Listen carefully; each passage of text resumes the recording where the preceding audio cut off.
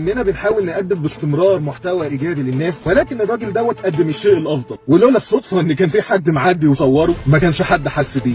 الراجل دوت حاول يمنع اذى عن الناس وعرض حياته للخطر، ان ممكن عربيه تخبطه وهو بيعمل عمل الخير ده. الراجل دوت عنده شغل بسيط جدا وواقف في الشارع على باب الله زي ما بيقولوا، وكان في مطب مش باين عمال يخلي العربيات تعمل حوادث. خد من قوته وقوت عياله واشترى مواد وخامات يشتغل بيها، ويبدا يعمل علامات للمطب دوت عشان يظهر للناس ويحافظ على الناس في ارواحها وفلوسها. فتحيه مني ليه ولكل اللي زيه، لو بتتصرف زيه فانت صح، كمل. يا ريت كلمات الشكر كلها تتوجه له هو، شير على جروبات العربيات. ربنا يستر طريقكم.